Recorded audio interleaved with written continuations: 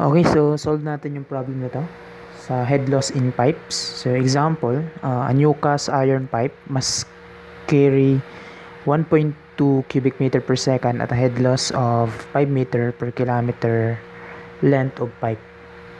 So compute the diameter of the pipe using Hazen-Williams formula with constant C equals 120, Manning's formula with N equals 0.012, and Darcy-Weisbach formula with F or friction factor na 0.021.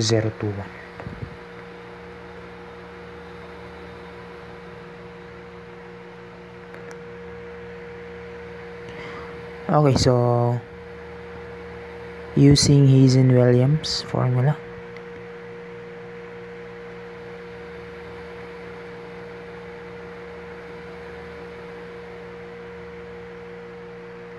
okay, so pwede ko itong isolve using yung velocity formula niya. Okay, so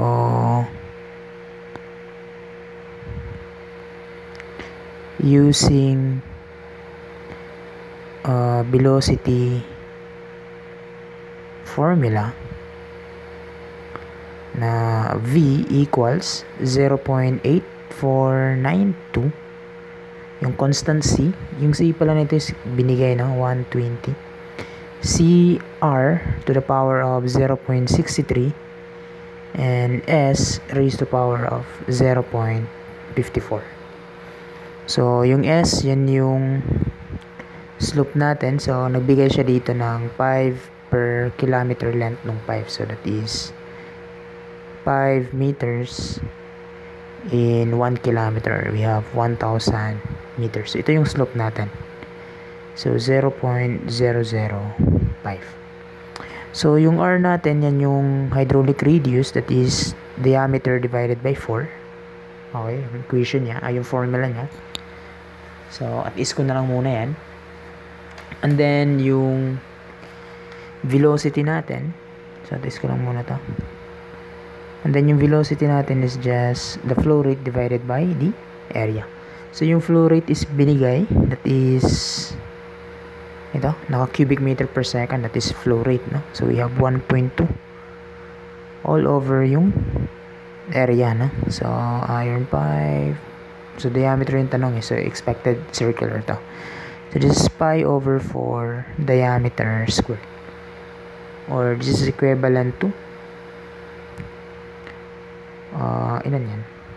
1.2 divided by pi divided by 4.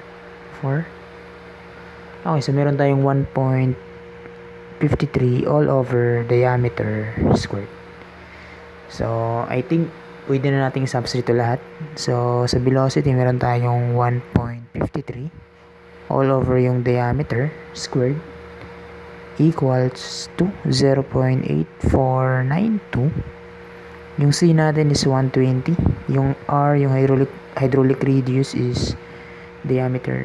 This is not the radius ng pipe, no? And this is hydraulic radius.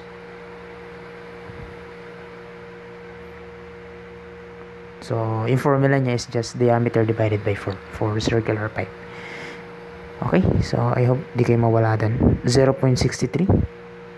And then, yung slope natin, meron tayong 0.005 raised to power of 0.54. So thus we have diameter, and that is just equal to 0.838 meters. And ito na yung sagot. Okay. So pwede mo ring isolve to gamit yung flow rate formula diretso, no? So using flow rate formula na yung Q equals 0.2785 S raised to power of 0.54, C, and then diameter raised to power of 2.63. So this becomes Q equals 0.2785, and then yung S natin, that is yung head loss divided by the total length. Then we have C, and then we have diameter 2 2 raised to the power, diameter raised to the power of 2.63. So, yung flow rate is binigay na yan, no? Ito yan. We have 1.2. So, meron tayong 1.2 equals nung 0.2785. Yung head loss natin, yung pinakita natin, no? Head loss of 5 meter for 1 kilometer length. So, meron tayong 5 over 1 kilometer length raised to the power of 0.54. And then, we have C na 120. And then, yung diameter 2.63. So, pag solve natin yung diameter, yung makukuha natin is 0.838 meter. Okay? So, which is the same data. Okay? So, pwede mo ring isolve to using yung direct na formula for the head loss. So, head loss formula. So, using yung head loss formula, mas maganda to. Mas madali kasi ito. So, pinakita ko lang lahat. No? 10.64 LQ raised to the power of 1.85 all over. Yung C natin raised to the power of 1.85. And then, yung diameter natin raised to the power of 4.87. So, substitute lang natin. So, meron tayong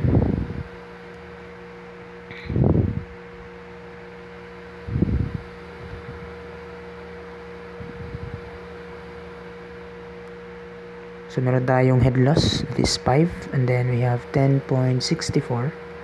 So, yung length natin is 1 kilometer length of pipe, diba sabi niya? So, 1,000 meters yan. And then, we have Q na 1.2, raised to the power of 1.85. And then, meron tayong C na 120, raised to the power of 1.85. And then, ito yung 4.87. So, solve for diameter, meron tayong 0.8387 meter. Okay, so di naman ganun kalayuan, no? So, medyo malapit lang din sila.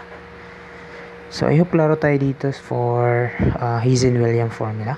So, next na tanong is Manning's formula. So, solve natin to gamit yung Manning's.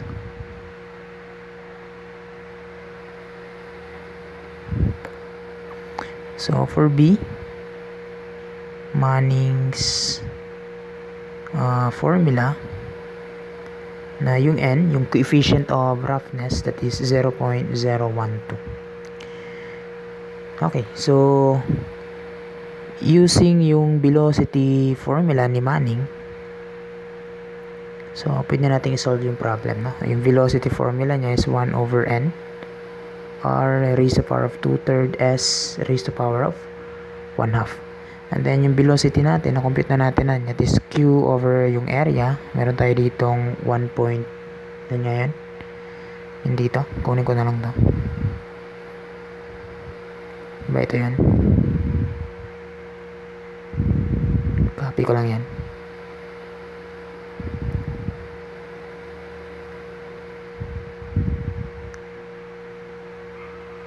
Ayan, so that is 1.53 over diameter squared. And then, yung hydraulic radius natin is 1/4 yan lagi nung diameter niya. And then, yung S natin is meron tayong head loss na 5 meter. This is head loss over length. So, 5 meter over 1 kilometer or 1,000 meters. Or this becomes 0.005. So, substitute natin yan dito sa formula niya. So, meron tayong 1.53 all over diameter squared is equal, no? 1 over yung coefficient of roughness, 0.012. And then we have D divided by 4 raised to the power of 2/3. And we have 0.005 raised to the power of 1/2. And solve natin yung diameter. So, makukuha natin is 0.853 meters. Okay? So, makikita mo na mas malaki siya, no? Mas malaki yung Manning's kaysa kang Hazen. 0.838, dito is 0.853.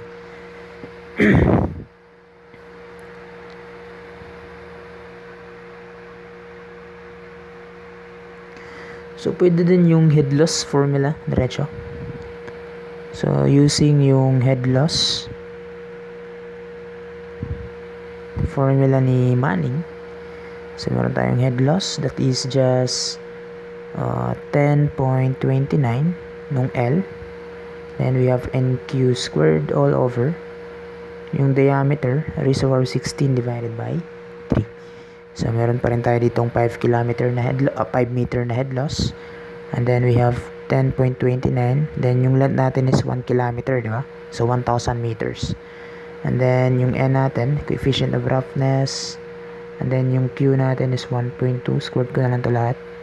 And then ito yung gusto nating makuha, yung diameter.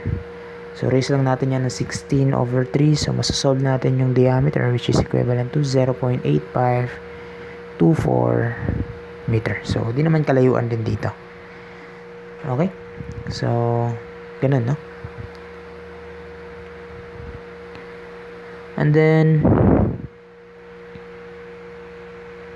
for letter C is, ano naman daw yung magiging diameter niya? Diameter niya pag gamitin natin si Darcy-Weisbach, no? May fraction factor na 0.021.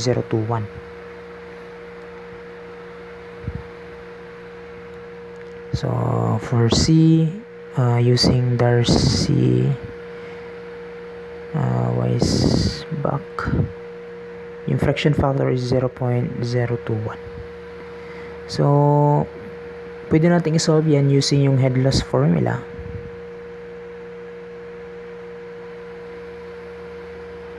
For circular section. Okay? So, using circular section, meron tayong 0.0826 FLQ squared all over yung diameter raised to power 5. So, meron tayong head loss na 5 meter and then meron tayong 0.0826. Yung friction factor natin is 0.021. Yung length natin is 1 kilometer, 1,000 meters. And then, yung flow rate natin, that is also given, 1.2. Ito yung tinatanong yung diameter. So, makasolve natin yung diameter, that is just 0.870 meters. So, ito na yung sagot. So, medyo malaki yung kung Darcy-Weisbach na formula, no? So, siya yung pinakamalaki. Next, si Manning. So, pinakamalaki na si Darcy-Weisbach.